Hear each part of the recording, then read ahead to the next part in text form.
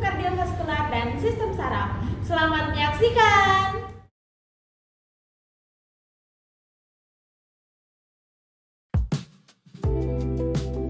Lidocaine adalah obat golongan anestesi lokal yang berbasis aminoamida yang bekerja dengan cara memblokir sinyal saraf penyebab nyeri.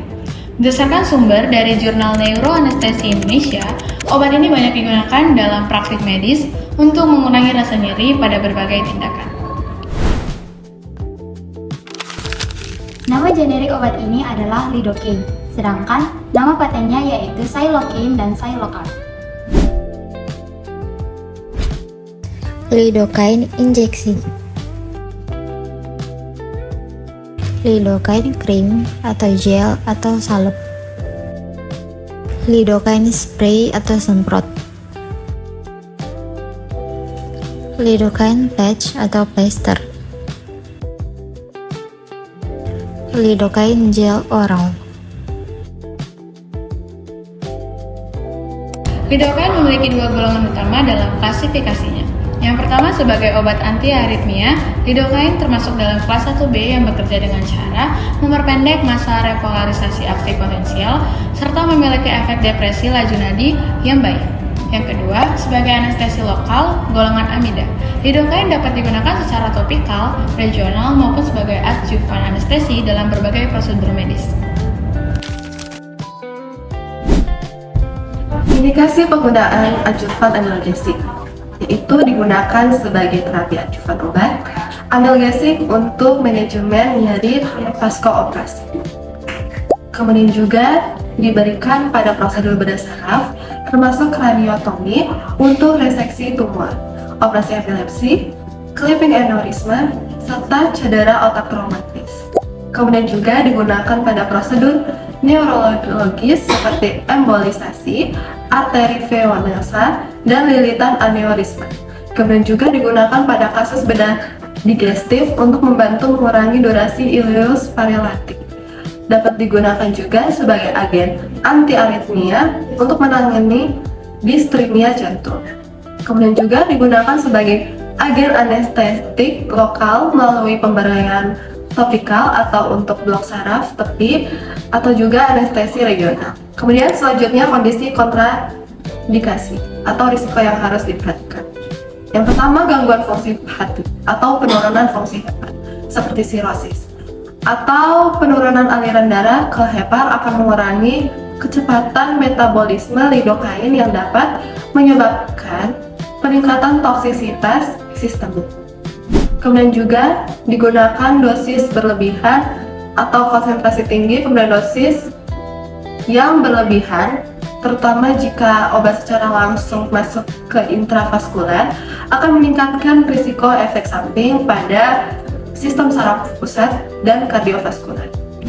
Kemudian juga ambang toksisitasnya. Toksisitas obat anestesik lokal rendah jika disuntikan secara intraarterial dibandingkan intravena karena paru-paru mengekstraksi sebagian besar obat tersebut.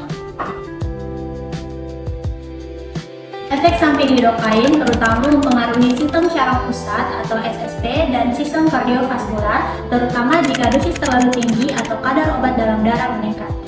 Yang pertama pada sistem syaraf pusat. Toksisitas lidocaine pada sistem syaraf pusat biasanya terjadi dalam dua tahap. Yang pertama, tahap awal atau eksitasi SSP dapat memunculkan pusing, gelisah atau cemas, lemas di sekitar mulut, telinga berdenging, penglihatan kabur, tremor, dan kejang. Yang kedua yaitu tahap lanjut atau depresi SSP dapat menyebabkan mengantuk berat, penurunan kesadaran, depresi pernapasan, bahkan koma. Yang kedua, sistem kardiovaskular, tekanan darah rendah atau hipotensi, denyut jantung lambat atau bradikardia, gangguan irama jantung atau aritmia, penurunan kontralisasi jantung, henti jantung pada kasus toksisitas berat. Yang ketiga, dapat menyebabkan reaksi alergi namun jarang terjadi, yaitu luka kulit, gatal-gatal, pembekakan pada wajah atau tenggorokan. Yang keempat, efek samping lokal yang disebabkan jika digunakan sebagai anestesi lokal, yaitu dapat menyebabkan nyeri atau kemerahan di tempat suntikan, mati rasa berkepanjangan, iritasi jaringan. Lalu ada tanda-tanda untuk overdosis lidocaine atau gejala yang perlu diwaspadai, yaitu kebas di sekitar mulut, terasa tebal dan telinga berdenging, kejang, penurunan kesadaran, gangguan irama jantung. Sehingga Efek samping lidokain yang paling penting adalah kejang akibat eksitasi SSP dan penggangguan kardiovaskular seperti hipotensi, bradikardia, serta aritmia, terutama bila terjadi toksisitas atau overdosis. Farmakodinamik lidokain. 1. Mekanisme kerja utama. Lidokain merupakan anestesi lokal yang bekerja dengan memblok kanal natrium atau Na+ pada membran saraf. Lidokain masuk ke dalam sel saraf dan menghambat aliran ion natrium sehingga potensial aksi tidak terbentuk dan transmisi impuls nyeri terhenti. 2. Efek pada serabut saraf. Lidokain terutama bekerja pada serabut saraf tipe C, yaitu saraf kecil tanpa mielin yang berperan dalam penghantaran rasa nyeri. Selain kanal natrium, lidokain juga dapat memengaruhi kanal kalsium, kalium, dan reseptor NMDA. 3. Efek tambahan.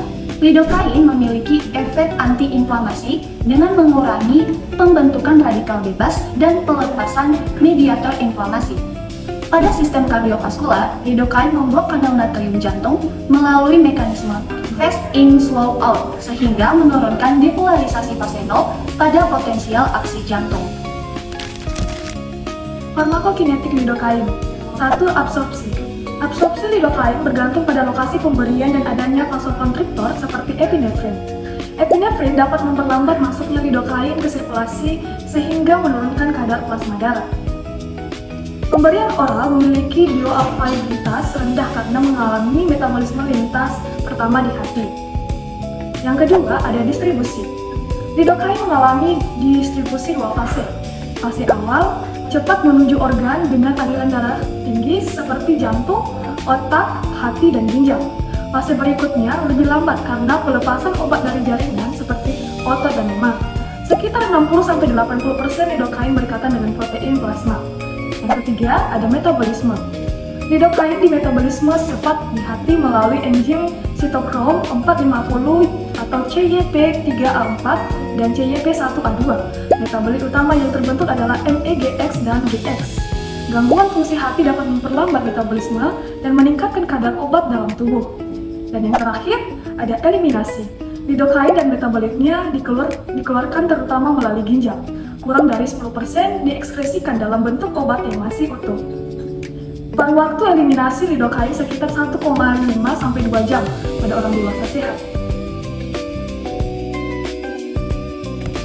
Lidokain diberikan sesuai dengan indikasi klinis, kondisi pasien, dan rute pemberian yang digunakan. Pada anestesi lokal, dosis maksimum yang dianjurkan adalah 4,5 mg per kilogram berat badan tanpa epinefrin dan dapat ditingkatkan hingga 7 mg per kilogram berat badan jika dikombinasikan dengan epinefrin. Karena epinefrin membantu memperlambat absorpsi obat ke dalam sirkulasi sistemik. Untuk terapi aritmia atau manajemen nyeri intravena, lidokain umumnya diberikan dengan bolus awal 1-1,5 mg per kilogram berat badan, kemudian dapat dilanjut dengan infus kontinu 1-4 mg per menit sesuai respon klinis pasien. Lidokain dapat diberikan melalui berbagai rute, yaitu intravena, intramuskular, subkutan, epidural, spinal, dan topikal. Kecepatan absorpsi dan durasi kerja obat dipengaruhi oleh vaskularisasi jaringan tempat pemberian. Oleh karena itu, penggunaan lidokain harus memperhatikan risiko toksisitas, terutama pada pasien usia lanjut, pasien dengan gangguan fungsi hati, serta kondisi lain yang dapat meningkatkan sensitivitas pada obat. Sehingga penyesuaian dosis mungkin diperlukan. Rute pemberian lidokain. Intravena (IV) diberikan langsung ke pembuluh darah, digunakan untuk mengatasi aritmia dan manajemen nyeri dengan efek cepat.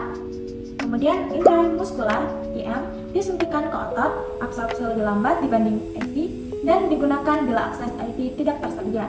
Subkutan (SC) disuntikan di bawah kulit untuk anestesi lokal pada prosedur minor seperti penjahitan luka.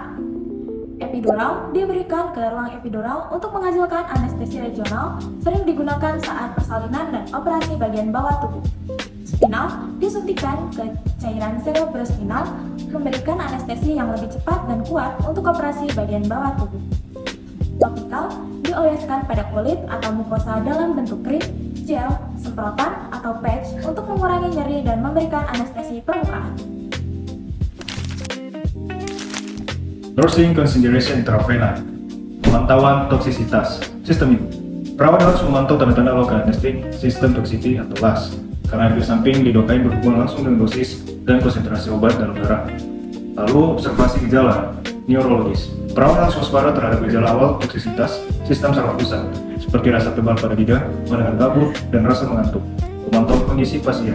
Perawat perlu mengobservasi adanya tanda eksitasi atau seperti kejang atau depresi sistem saraf pusat, seperti hilangnya kesadaran, depresi nafas, hingga berhentinya nafas.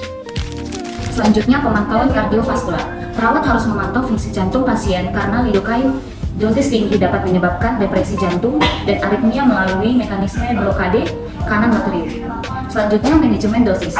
Perawat harus memastikan pemberian infus kontinu tidak melebihi dosis yang direkomendasikan dan memantau kadar plasma jika memungkinkan. Selanjutnya, pemantauan pasca operasi. Pada pasien bedah saraf, perawat harus memastikan bahwa pemberian lidocaine tidak mengganggu pemeriksaan neurologis. Bentuk dengan menggunakan opioid dan dapat mempengaruhi kesadaran dan menyembunyikan tanda-tanda darurat intrakranial. Berdasarkan indeks keamanan kehamilan, lidocaine tergolong relatif aman digunakan pada ibu hamil apabila terdapat indikasi medis yang jelas. Menurut klasifikasi FDA Amerika Serikat, lidocaine termasuk kategori B. Artinya, penelitian pada hewan tidak menunjukkan risiko terhadap janin, tetapi belum terdapat penelitian terkontrol yang memadai pada wanita hamil. Karena itu, penggunaannya tetap harus berdasarkan pertimbangan medis. Sementara itu, menurut klasifikasi TGA Australia, lidocaine termasuk kategori A. Kategori ini menunjukkan bahwa obat telah digunakan oleh banyak wanita hamil tanpa ditemukan peningkatan risiko cacat lahir maupun efek buruk lainnya pada janin. Kategori A merupakan tingkat keamanan tertinggi dalam klasifikasi TGA. Keamanan lidocaine juga dapat dipengaruhi oleh cara penggunaannya. Pada tindakan kedokteran gigi seperti pencabutan atau penambalan gigi, lidocaine dinilai sangat aman karena digunakan dalam dosis kecil dan bekerja secara lokal. Pada sediaan topikal seperti krim, gel, atau semprot, penyerapan ke dalam darah sangat minimal sehingga risiko terhadap janin sangat rendah. Namun pada prosedur persalinan seperti epidural atau blok saraf, lidocaine dapat menembus plasenta sehingga dosisnya harus dihitung secara tepat oleh dokter spesialis anestesi untuk meminimalkan efek terhadap janin. Kesimpulannya, lidocaine merupakan anestesi lokal yang memiliki profil keamanan kehamilan yang baik dan dapat digunakan pada ibu hamil bila diperlukan dengan tetap mempertimbangkan dosis, cara penggunaan, serta pengawasan tenaga kesehatan. Pemberian lidocaine memerlukan perhatian medis yang saksama demi mencegah efek samping sistemik yang fatal. Selanjutnya, ada beberapa tindakan pencegahan khusus saat penggunaan obat lidocaine. Yang pertama yaitu evaluasi riwayat sensitivitas terhadap anestesi lokal, jenis amida, serta bahan pengawet di dalam sediaan obat, seperti paraben atau sodium metafisolif. Yang kedua yaitu penyesuaian dosis secara hati-hati pada individu yang mengalami penurunan fungsi hati atau gagal ginjal guna mencegah penumpukan obat di dalam tubuh. Yang ketiga yaitu pengawasan ketat pada pasien yang mengidap penyumbatan jantung, tekanan darah rendah yang berat, atau gangguan irama jantung karena sifat obat yang mempengaruhi hantaran listrik otot jantung. Yang keempat yaitu pemantauan intensif pada pasien dengan riwayat kejang atau gangguan neurologis karena adanya risiko peningkatan toksisitas pada sistem saraf pusat. Yang kelima yaitu pelaksanaan teknik aspirasi secara berkala sebelum penyuntikan obat guna memastikan jarum tidak masuk ke dalam pembuluh darah secara tidak sengaja. Yang keenam dan yang terakhir yaitu penyediaan fasilitas yang dilengkapi pasokan oksigen, obat-obatan darurat, serta peralatan resusitasi mutakhir di setiap lokasi pelaksanaan prosedur.